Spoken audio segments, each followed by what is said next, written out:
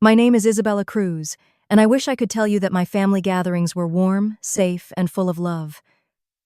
The truth is, they were battlefields dressed up with paper plates and polite smiles. I was 31 the day my brother twisted my arm so hard I couldn't feel my fingers. My parents? They laughed. My dad clapped like it was a halftime show. My mom smirked into her wine glass and called me useless. It sounds like the kind of thing you'd think I'm exaggerating until you hear what the MRI revealed. That Sunday in Miami carried a heat that seeped into your bones. I'd just clocked out of an 8-hour shift at the discount store, still in my faded navy blue uniform that clung to me no matter how badly I wanted to peel it off before facing a crowd. But there was no time. Roberto, my father, had made it clear. Family gatherings aren't optional. My steering wheel was still warm from the sun as I drove, chest tight with the same dread I'd felt at every barbecue, birthday, and holiday dread that I'd be the punchline before dessert was served. By the time I pulled into my parents' driveway, the air smelled of grilled meat and overwatered grass. The backyard was a picture-perfect, postcard-trimmed lawn, a gleaming grill, neighbors balancing paper plates stacked high with food. But I knew the smiles weren't for me. They were for the image my parents had perfected. A happy, tight-knit Cuban, American family who knew how to host. From across the yard, Miguel spotted me.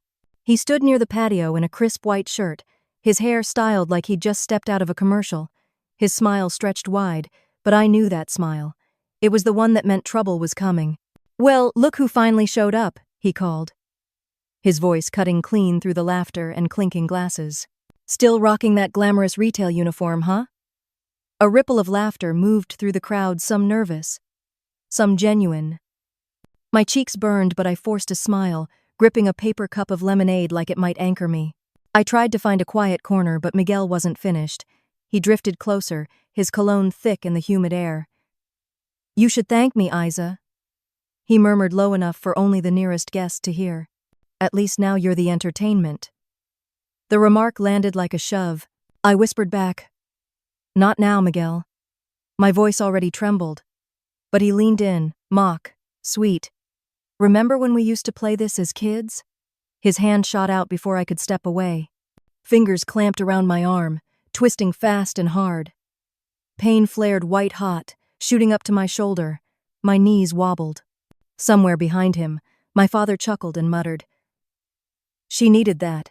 Might teach her not to talk back." The laughter around us didn't stop. Not one person moved to intervene.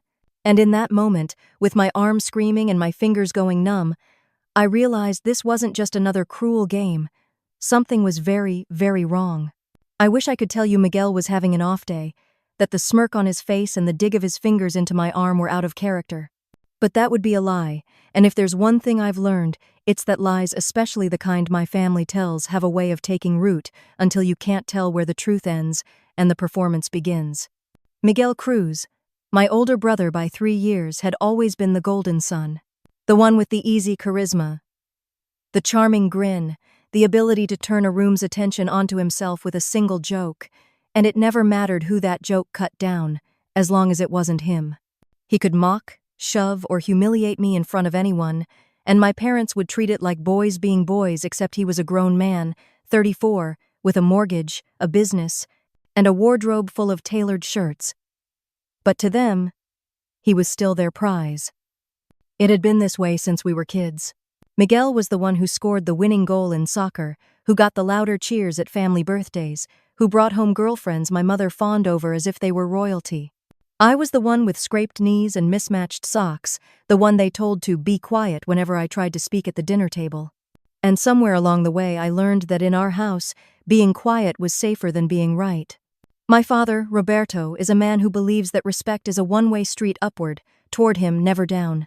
In his mind, I owed him obedience, gratitude, and the courtesy of not contradicting him, no matter what came out of his mouth. He's a tall man with a heavy build, his hair silvering at the temples but still thick, the kind of man who shakes hands with too much force just to see if you'll flinch. Growing up, I learned his approval came in short supply.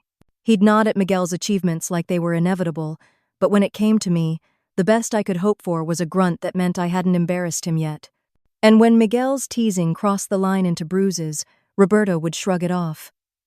"She's got to toughen up," he'd say to my mother, as if my pain was some kind of weakness he could hammer out of me. My mother, Lucia, is a different story, though not in the way you'd hope. She is the queen of quiet cruelty. She doesn't raise her voice. She doesn't need to. Her weapon is the perfectly timed smirk, the dismissive wave of her hand, the word, useless, dropped like a casual aside in the middle of a sentence. She's petite, always dressed like she's hosting a magazine photo shoot, her nails manicured, her hair fixed just so. People who meet her at church or neighborhood events call her gracious and elegant. They don't see the way her eyes sharpen when I walk into a room, the way her lips curl when I speak, as though every word I say is proof of my inadequacy. She has a way of making me feel small without ever raising her volume. And if Roberto is the hammer in our house, Lucia is the chisel carving away at me bit by bit until I'm unrecognizable even to myself. For years I convinced myself that maybe this was just the way families worked, that siblings teased, that parents favored the child who made them look better, that the sharpness in their words and the sting in their games were just their way of keeping me grounded. I told myself all of that because the alternative that the people who were supposed to love me the most didn't see me as anything worth protecting was too heavy to carry. And then there's Miguel. On paper, Miguel is the dream son, owns a small chain of auto repair shops, plays golf with Dad on weekends, and shows up at every family function with a bottle of top-shelf rum and a story about a new client. In reality, Miguel has a mean streak that runs bone deep, the kind of cruelty that doesn't flare up in anger but seeps out in moments of calculated amusement. He doesn't hit to hurt, at least. Not in a way that leaves marks where people can see. No, Miguel is smarter than that. He'll twist your arm just enough to make you wince, pinch you where a bruise won't show, yank your hair when no one's looking. And when you react, he'll throw up his hands and say, "Relax, I'm just playing." While my parents laugh like it's the punchline to the world's funniest joke, our family gatherings were fertile ground for these performances. Birthdays, holidays, even the occasional Sunday barbecue like today, they were stages where Miguel could shine and I could be his prop. I'd walk in already tense, already scanning the yard for escape routes. But there was no escaping my family's choreography. Roberto at the grill, beer in hand, ready to pass judgment on everyone's plate. Lucia on the patio, her wine glass like an extension of her hand, surveying the scene like it was hers to control. Miguel drifting between guests, pulling people into his orbit with easy charm. And me, the reluctant supporting act, there because absence would be taken as an insult too great to forgive. Even the neighbors and extended relatives played their parts, though they didn't know it. To them, we were the Cruz family, warm, welcoming, and a little loud, the kind of people who knew how to throw a party. They didn't see the glances my parents traded when Miguel teased me, the way they leaned back to watch. They didn't see the flicker of satisfaction on my mother's face when I bit my tongue instead of answering back. And if they did see, they chose not to. Because acknowledging it would mean admitting they were part of it, part of a culture that mistakes humiliation for humor and cruelty for closeness. Looking back, I can pinpoint the ways they taught me to stay silent. The first time Miguel pushed me off the porch steps when I was 8, and I scraped my elbow bloody, Roberto told me to walk it off, before he even checked if I could move my arm. The time I got a lead role in the school play, Lucia said, "Don't let it go to your head. You're not that good." When I was 19 and working 2 jobs to pay my own tuition, Miguel borrowed my car without asking and dented the fender. Roberto laughed and said, "It builds character to let things go." That was the message, always let it go. Don't make waves. Don't embarrass the family by acting like your pain matters. So I learned to swallow it. To keep my voice even, my face blank, my body still, even when the hurt was sharp enough to take my breath away. And it worked if the goal was to keep the peace, or at least the appearance of it. But it also meant that somewhere along the line, I stopped believing my pain was real unless someone else said it was. And no one in my family ever would. That's why the moment in the backyard felt so familiar and so foreign all at once. The setting was the same sun on my shoulders, the smell of charcoal, Miguel's hand on my arm, but something about it felt different. Maybe it was the way the pain didn't fade after a second, the way my fingers stayed stubbornly numb no matter how hard I willed them to move.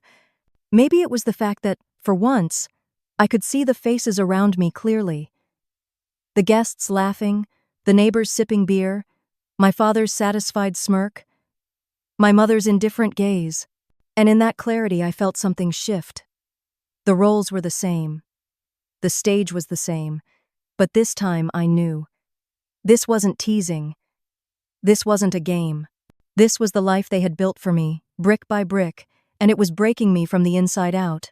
I didn't know it yet, but that day in the backyard would be the last time I played my part the way they wanted. Because soon, someone outside that carefully curated circle was going to see me not the dramatic daughter, not the butt of the joke, but a woman in real, undeniable pain. And that person wasn't going to let my family laugh it off.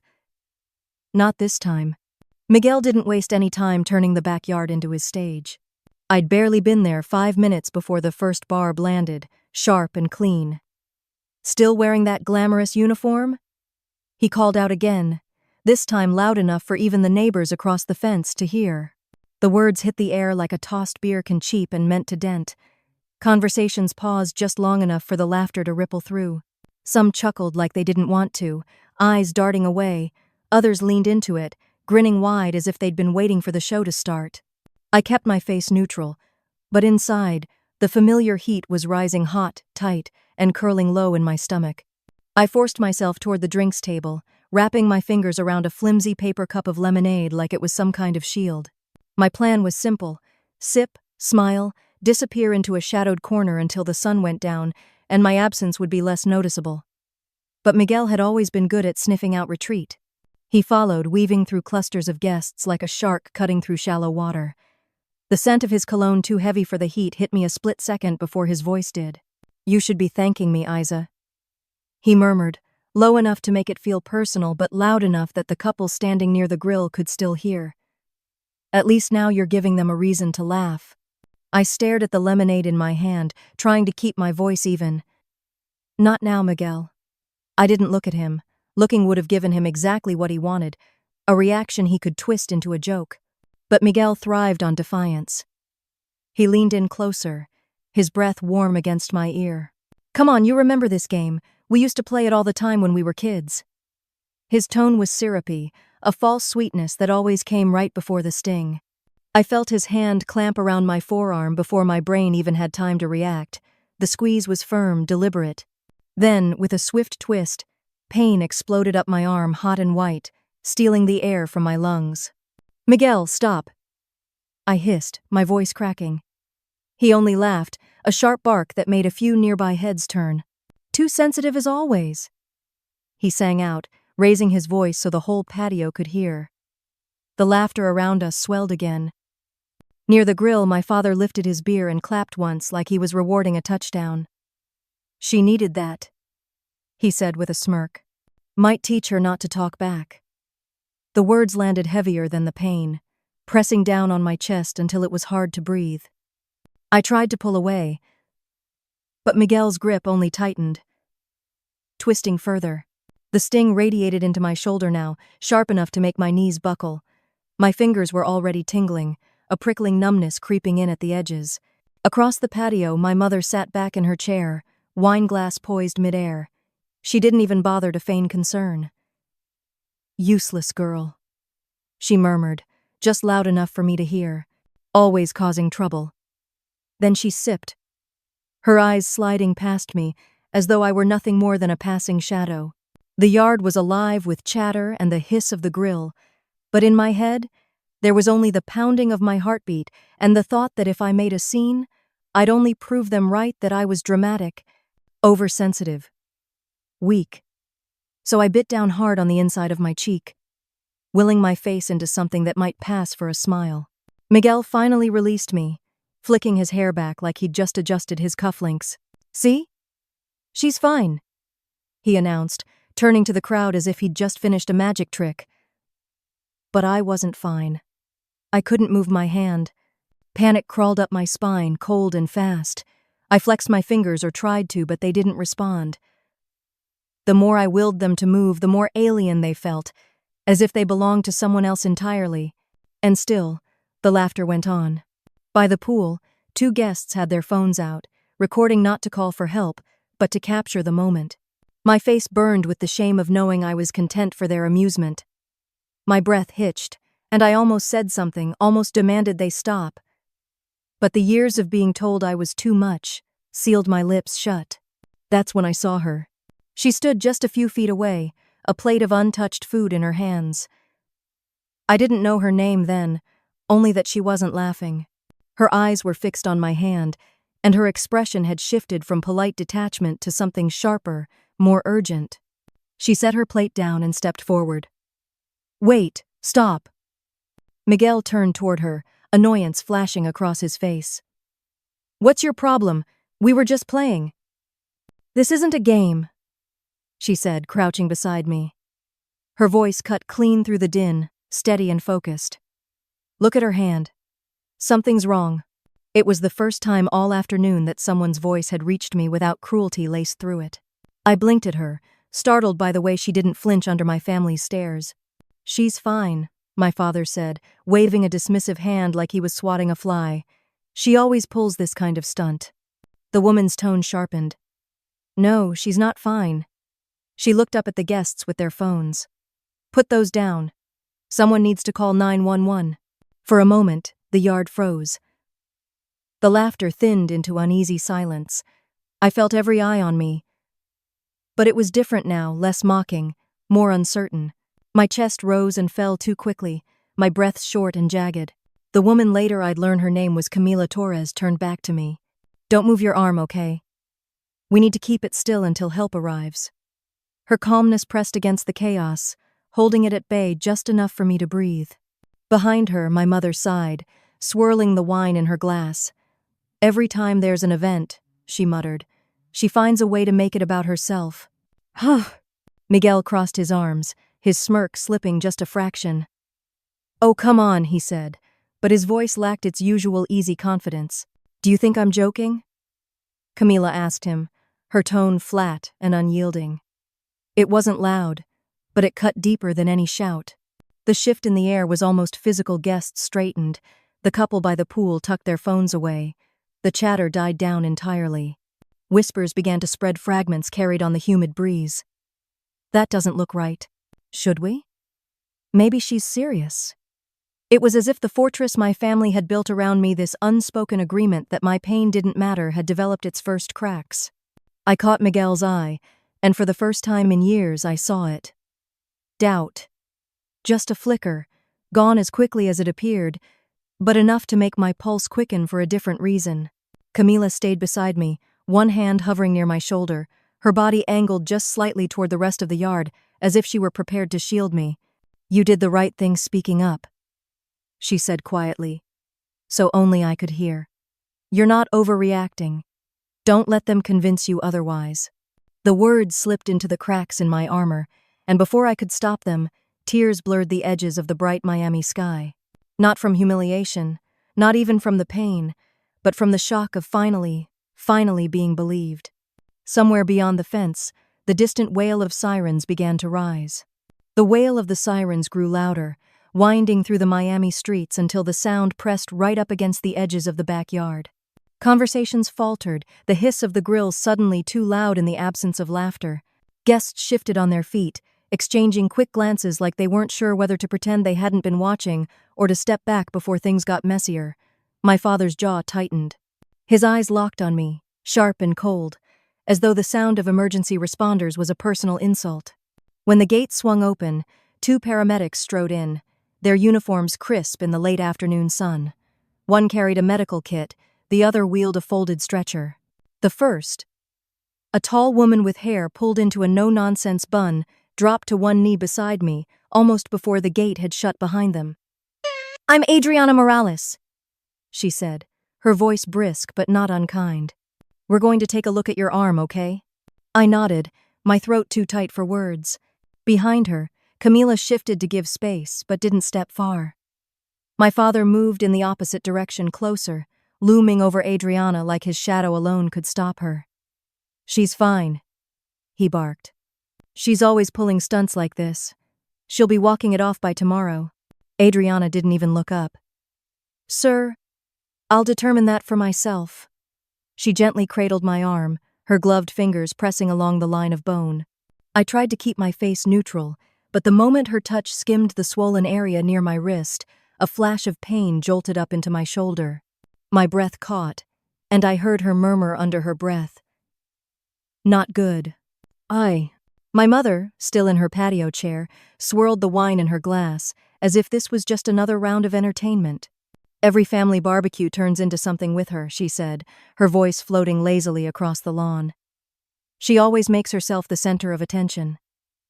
The second paramedic, a stocky man with weathered skin, set the stretcher beside us, its metallic legs unfolding with a sharp click. We'll need to immobilize her arm, he told Adriana, already reaching for a splint. Immobilize? My father scoffed, stepping even closer. That's ridiculous. He looked over the crowd, fishing for allies. Everyone here knows she's dramatic. Sir, Adriana said, her tone still even but with steel beneath it. Back up, please. Camila's voice joined in, lower but just as steady. They need to do their job. She angled herself just slightly between me and my father. Something about that shift, her body breaking the direct line of his glare, made my chest loosen just enough to take a full breath. It was the smallest thing, but it felt like someone had just cracked a window in a locked room. The paramedics worked quickly. My arm was strapped into a rigid brace before I even realized they'd started. The moment it was supported, some of the pain eased, but the numbness in my fingers stayed stubbornly in place, an unnerving reminder that this wasn't going away on its own. By then, another figure had entered through the gate. He wore plain clothes, a badge clipped to his belt that caught the sunlight. Detective Alejandro Alvarez. He introduced himself to the paramedics, then glanced around the yard before settling on me. What happened here? She fell.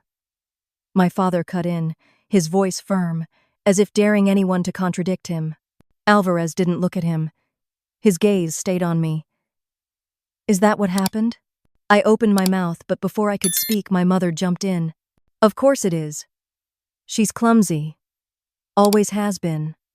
She smiled thinly at the detective, tilting her head like this was all a misunderstanding.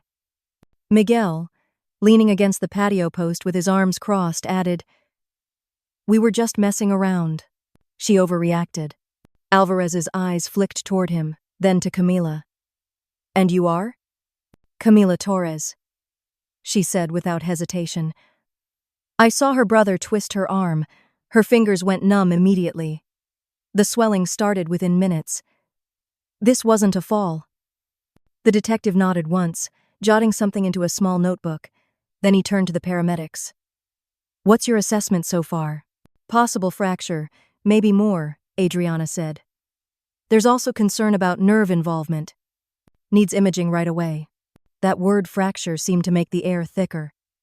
My father's face darkened, and he let out a short, incredulous laugh. You can't be serious. She's fine. Alvarez finally turned his gaze on him. Sir, when medical responders suspect an injury from assault, I'm required to be here. That's the law. The shift in my father's expression was subtle but sharp, the kind of look that meant the conversation was over, at least in his mind. But this time, no one else seemed ready to follow his lead. Guests who had been standing in comfortable clusters now edged away, murmuring to each other. A few avoided my eyes entirely. The paramedics slid the stretcher closer. We're taking you in, Adriana said to me, her tone gentler now. You'll be more comfortable once we get you there. The movement drew my mother's attention. She sat up straighter, the smirk gone, her mouth tightening. This is ridiculous, she said. Louder now. You're embarrassing yourself, Isabella. Embarrassing all of us. Something in me wavered, old habits clawing to the surface. The urge to apologize, to make it easier for them, to smooth it over like I always had. But Camila's hand was suddenly on my shoulder, grounding me. You're not the one who should be embarrassed, she said quietly. I let the paramedics help me onto the stretcher. My father muttered something under his breath, and though I couldn't make out every word, I caught enough. Ungrateful. Making a scene. Ruin everything. Alvarez followed as they wheeled me toward the gate, his notepad still in hand. I'll meet you at the hospital, he told Adriana, then lowered his voice so only I could hear. If you want to talk, I'll be there. The wheels bumped over the threshold, and suddenly we were on the driveway. The world outside the backyard strangely brighter. The squad car lights painted the street in harsh flashes of red and blue. Neighbors gathered on their porches whispering. The sound of police radios cut through the humid air. Lying back on the stretcher, I kept my eyes fixed on the rectangle of sky above me, afraid that if I looked at my family one more time, I'd shatter. My mother's voice still echoed in my head, useless, dramatic, embarrassing, but it was faint compared to Camila's steadiness beside me and the quiet certainty in Alvarez's tone. Inside the ambulance, Adriana strapped the brace more securely and slipped an oxygen clip onto my finger. "You're going to be okay," she said. "You're in good hands now." Good hands. I let the words settle, foreign but oddly comforting. The doors closed with a solid thud, cutting off the sight of my father's scowl, my mother's tight-lipped disdain, and Miguel's crossed arms. For the first time all afternoon, I couldn't hear their laughter or their denial. All I could hear was the rumble of the engine as the ambulance pulled away, taking me towards something I hadn't felt in years, the possibility of being heard. The fluorescent lights of Miami General felt harsher than the sun outside, bleaching everything into sterile white and steel. The smell of antiseptic clung to the air, sharp enough to sting my nose. I lay on the hospital bed in a curtained-off bay, my arms strapped into a brace, the throbbing dulled but ever-present. Every so often a cold ripple of numbness would wash through my fingers, and I'd have to bite down on the panic. Camila stood just outside the curtain, speaking quietly to one of the nurses. I caught her glancing in every few moments, her face calm but alert. It was the only thing keeping my breath from spiraling into short, jagged bursts. She was a stranger, technically, but in that moment, she felt more like family than the people I'd left behind in the backyard. The curtain shifted, and a man in a white coat stepped in. "I'm Dr. Antonio Ramirez," he said, his tone professional but not cold. "We're going to run some imaging X-ray and MRI to see exactly what's going on with your arm. I also want to check for any nerve involvement, given the numbness you've described." Before I could answer, another voice sliced through the space. "She doesn't need all that," my father said. I hadn't heard him come in, but there he was, filling the narrow gap between the curtain and the wall, his face set in that familiar blend of irritation and disdain. "She'll be fine. She always bounces back." "Ardit." My mother slipped in behind him, her perfume sweet and cloying in the antiseptic air. She crossed her arms. "She's wasting your time, doctor. This is just for attention." Dr. Ramirez didn't flinch. "Sir, ma'am, this is not optional. If she has a fracture or nerve damage, it needs immediate attention." He turned back to me. "Let's get you down to imaging." They wheeled me through the hallways, the squeak of the stretcher wheels a metronome in my ears. The MRI room was cold. The kind of cold that crawls under your skin and makes your bones ache. They positioned me carefully, sliding me into the narrow tunnel of the machine. "Hold still." A technician's voice echoed through the speakers. The machine hummed to life, its rhythmic thumping filling my ears. I stared at the ceiling inside the tunnel, focusing on a single air vent above me. My mind kept trying to wander back to the backyard, to the moment Miguel's hand twisted my arm, to my father's clap, to my mother's smirk. I forced those images away, focusing instead on the sound of the machine. Each pulse felt like it was etching something permanent into the air, proof that my pain wasn't just in my head. When it was over, they wheeled me back to my bay. Camila was waiting, leaning against the wall, her arms loosely crossed. "You did good," she said quietly. A short while later, Dr. Ramirez returned with another man, older, with kind eyes behind thin glasses. "This is Dr. Sanjay Patel, our neurosurgeon on call," Ramirez said. "We've reviewed your scans together." Patel pulled up a monitor, the grayscale images glowing in the dim light. "Here," he said, pointing with a capped pen, "is a clear fracture in your radius. It's clean, but will require proper immobilization and possibly a cast." I nodded, my throat tightening. A fracture. It wasn't just in my head. "But," Patel continued, clicking to the next image, "there's more. You see these faint lines here? And here?" He traced them gently across the screen. "These are older fractures. They've healed, but not properly. And these are signs of previous bone trauma that went untreated. They're months, maybe years apart." For a moment, I thought I'd misheard. Older? I asked, my voice barely above a whisper. Dr. Ramirez Gaza softened. These didn't happen today. You've sustained multiple injuries over a long period of time. Before the weight of that could settle, my father's voice cut in, sharp and defensive. She's always been clumsy. Fell off her bike as a kid, tripped over her own feet. That proves nothing. My mother scoffed. She bruises like a peach. Always exaggerating. You doctors are making a fuss over nothing. Their words felt like knives I'd been stabbed with before, so many times that my skin had calloused in those exact places. But this time, I wasn't the only one hearing them. Camila straightened from the wall, her eyes flashing, but she didn't speak. She didn't have to. Detective Alvarez had just stepped into the bay. He looked from the scans to me, then back to my parents. When medical evidence shows a pattern of injury, we have to consider the possibility of ongoing assault. This is a family matter, my father snapped. You don't need to involve the police. It became my matter, Alvarez said evenly. The moment medical responders suspected abuse, his gaze shifted back to me. Has this happened before? My lips trembled. Images flooded in Miguel, shoving me into the pool as a teenager, twisting my wrist in the kitchen when I grabbed the last slice of pizza, knocking me into the fence while my father laughed and called it toughening you up. Yes, I whispered. Since we were kids. The room went still. Even my mother's lips, always ready with a cutting remark, parted without sound. My father looked away, his jaw clenching. Dr. Patel's voice was calm but firm. These scans confirm a history of repeated injury. You are not imagining this. Something in me cracked then, not in the way my bones had, but in the way a locked door finally gives when you find the right key. All the years of being told I was dramatic, useless, too sensitive they had been lies. And now, the proof was glowing right there on the screen. My father's hand shot out, pointing at Alvarez. You're poisoning her mind, filling her head with nonsense. My mother's voice rose, sharp as glass. You'll regret this, Isabella. Family doesn't betray family. Alvarez didn't blink. This isn't betrayal. This is evidence of a pattern of assault. And it ends tonight. I swallowed hard, my pulse thundering in my ears. There was fear, yes, of what they'd say, what they'd do, of being cut off entirely. But under it, there was something steadier, something that felt dangerously close to relief.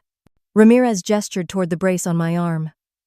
We'll treat the fracture, but I want you to understand these older injuries. They tell a story, and it's one you no longer have to hide. I nodded. The motion small but certain. It wasn't me, I said, my voice steadier now. I wasn't making it up. They lied to me. Alvarez took a step closer to my bed. We'll need to file charges tonight. The words landed like a stone in a still pond, sending ripples outward. My mother's face flushed, my father's fists clenched, but neither spoke. I glanced at Camila, who gave me the smallest nod, her eyes unwavering. It was the kind of look that said, "You're not alone anymore." And for the first time in a long time, I believed it. They didn't even wait until we left the hospital room to start circling. My father was the first to step forward, his shadow stretching across the floor like a warning. "We won't let you ruin this family," he said. Each word bitten off like it tasted foul in his mouth. Behind him, my mother glided in as if she were arriving at a dinner party rather than an active police investigation. Her wine-colored blazer was immaculate, not a hair out of place. "After all we've done for you," she hissed. "This is how you repay us. Do you have any idea what people will say?" I opened my mouth, but nothing came out. That old, familiar chokehold of shame had its fingers around my throat, pressing in from all sides. And then Miguel appeared, leaning in the doorway like he had all the time in the world, his arms crossed and lips curled into a smirk. "So dramatic as always," he drawled. But there was something different in his eyes, a flicker of unease, quickly masked. Detective Alvarez didn't move from his place at the foot of my bed. He didn't need to. He reached for the folder he'd been carrying and set it on the rolling tray table, his movements deliberate. "We have your behavior on video," he said, his gaze sweeping from Miguel to my parents. The smirk faltered. My father barked out a laugh that didn't sound genuine. "Video can be doctored."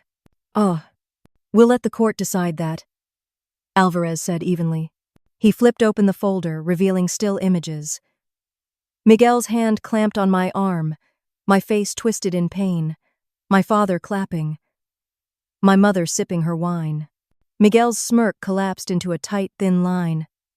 My mother's hand went to her necklace, her fingers worrying the chain. My father's jaw twitched. Before anyone could respond, there was a knock at the open door. A uniformed officer stepped in, holding a small evidence bag. "Detective, we've got the files from the guests' phones." Alvarez took the bag, slid a flash drive into a hospital laptop, and turned the screen toward us. The video began to play. There it was, Miguel twisting my arm, the exact moment my mouth opened in a silent gasp, the crowd's laughter swelling. My father's clap echoed through the tinny audio. My mother's gaze slid away from me as she sipped her wine. The room felt smaller with each passing second of footage. When it ended, no one spoke at first. Then my mother said, "This doesn't prove anything except that we were having fun." Alvarez's expression didn't change. "It proves a use of force resulting in injury. Coupled with medical evidence of repeated trauma, it paints a clear picture." Miguel pushed off the doorframe, his voice louder now. "So what? You think a courtroom's going to care about your little sob story?" Alvarez didn't flinch. "They'll care when they see this." He tapped the paused video frame, frozen on Miguel's grip and my wince. The silence that followed was different from the silences I'd known in my family. It wasn't collusion. It was cornering. "I won't be silent anymore," I heard myself say. My voice was shaking, but the words were solid. My father's hand slammed down on the table, rattling the folder. "Ungrateful girl," he roared. "Think carefully. Once you say this out loud, there's no going back." Miguel scoffed. "She's bluffing. She'll fold, like always." Alvarez leaned forward, his voice low but cutting through the air. "Not this time." He stood, pulling a pair of handcuffs from his belt. "Miguel Cruz, you're under arrest for aggravated assault." The metallic click of the cuffs closing around Miguel's wrists rang louder than any word in the room. My brother's eyes went wide for a split second before narrowing into a glare aimed squarely at me. "You'll regret this," he said, his voice a venomous whisper as the officer led him out. My mother lunged forward. "This is absurd. You can't just—" "Yes, I can," Alvarez said, his tone still calm. "And I will." She turned to me, her eyes blazing. "You've destroyed us. Are you happy now?" I met her gaze and, for the first time, didn't look away. "I didn't destroy anything. I'm just telling the truth." Her mouth opened as if to fire back, but nothing came. My father gripped her arm, pulling her toward the door. They left without another word, their retreat almost more jarring than their entrance. The room felt different, then lighter, but also strange, like the air after a storm when everything is still settling. Alvarez gathered his folder, his eyes meeting mine. "We'll move forward with charges against your brother. And based on the medical evidence, we'll also be pursuing neglect charges against your parents. This isn't over, but you've taken the first step." I nodded, though my hands trembled. "They'll never forgive me," I said quietly. He paused at the doorway. "They already decided who they were to you a long time ago. Forgiveness isn't yours to beg, for it's theirs to earn. And they won't." Camila stepped closer once he was gone, her voice soft but firm. "You're not alone anymore, Isabella." Her words settled over me like a blanket, heavy enough to ground me, light enough to let me breathe. For the first time in years, I felt the smallest, most fragile seed of something I'd thought I'd lost entirely. Freedom. 2 years later, the echoes of that night still came back to me, though they sounded different now. Softer. Less like shackles and more like reminders, proof that I had walked through the fire and come out the other side. The late afternoon Miami sun filtered through the blinds of my small apartment, striping the living room floor in gold. The air was warm but easy, carrying the faint scent of coffee drifting from the kitchen. I sat at my table, my arm now long healed resting on the smooth wood. The brace and the sling were gone, replaced by a faint, pale line of scar tissue near my wrist. I traced it sometimes, not because I missed the pain, but because it reminded me of the moment my life split into two halves, before I spoke up and after. The hospital wristband from that night sat folded neatly beside my coffee mug. Most people would have thrown it away, but I couldn't. That little strip of plastic wasn't just a souvenir. It was evidence.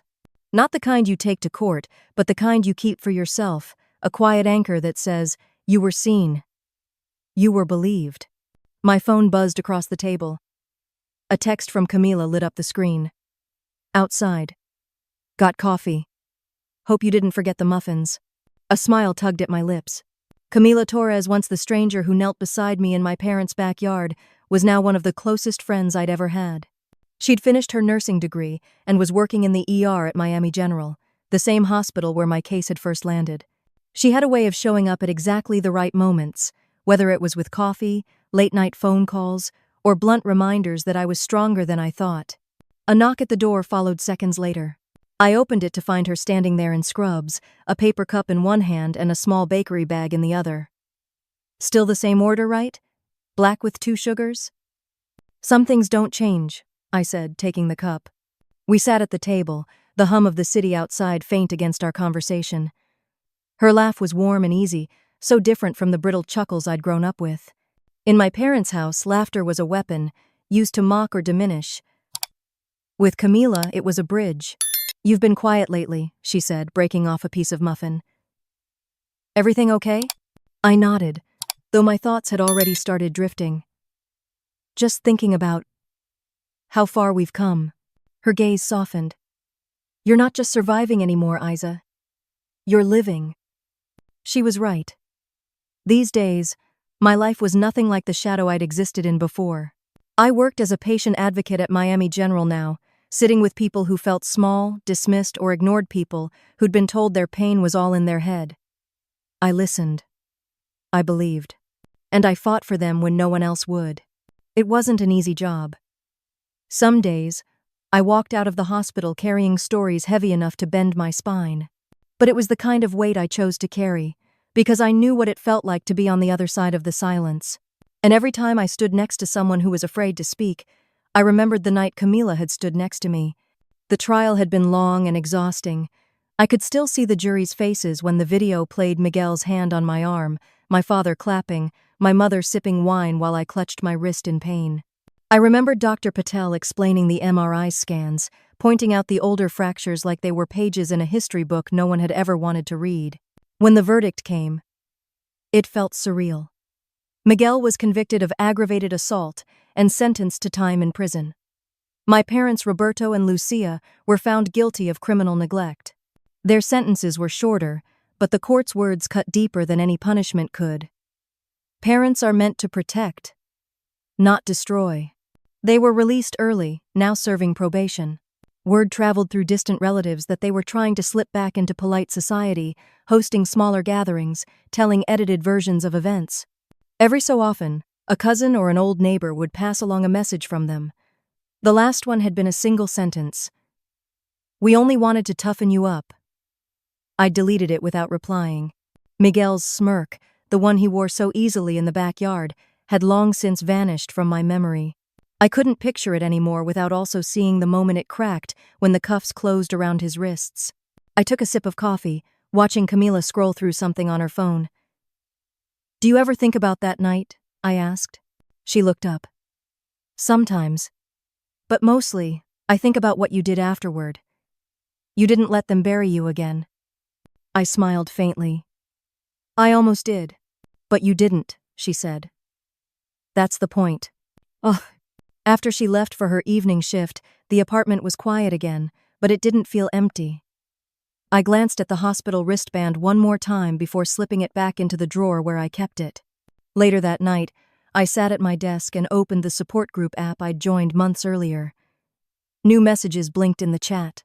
Stories of people whose families had turned their pain into a joke, who'd been told they were too sensitive, who'd been left to fend for themselves. I hit record on my phone, my reflection staring back at me. My voice came out steady. No one should ever have to prove their pain with broken bones. Have you ever been told you were too sensitive? Tell me your story. I promise I'll listen. I ended the recording and uploaded it, setting the phone aside. The hum of the refrigerator filled the silence. For the first time in years, that silence didn't feel like a punishment. It felt like peace. I thought about the girl I had been before that day in the backyard, the one who bit her tongue until it bled just to avoid giving Miguel another reason to laugh, the one who tried to shrink small enough to escape Roberto's glare, the one who believed every word Lucia said about her being useless. That girl still lived somewhere in me, but she wasn't running the show anymore. Family should never mean silence. I wasn't dramatic. I wasn't useless. I was enough, and I always would be. I used to think healing meant erasing everything that had happened, scrubbing the memories clean until there was no trace of the hurt. Now I know that's impossible. Healing isn't pretending the fire never burned you. It's learning to live without letting the scars dictate who you are. My life will always have two timelines: before the backyard and after. Before, my days were shaped by silence and second-guessing, by wondering if I was as too sensitive as they said. After, my days are shaped by choice, my choice to speak, to stand, to exist without apologizing for it. The world hasn't magically become safe. I still pass certain streets in Miami and feel my stomach tighten, still wake some nights with the echo of my father's voice in my head telling me to walk it off, stop being a baby. But now I know those echoes can't touch me unless I let them. They're not warnings anymore. They're relics. Miguel is still serving his sentence. My parents live in a smaller house across town, their once crowded gatherings now pared down to a handful of loyal friends who either believe their version of events or don't care enough to question it. We don't speak. And I don't expect we ever will. That truth used to hollow me out. Now it just is. I've built something outside of them work I'm proud of, friends who are family in all but name, a home that's mine alone. Sometimes, after a long day at the hospital, I'll pull open the drawer where I keep the folded wristband from that night.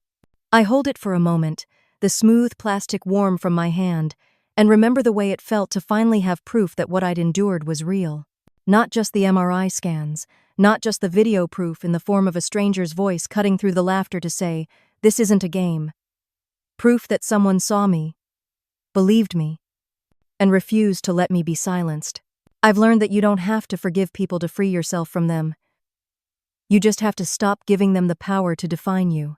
And I've learned that sometimes the family you build along the way, the ones who choose you without condition, can matter more than the one you were born into.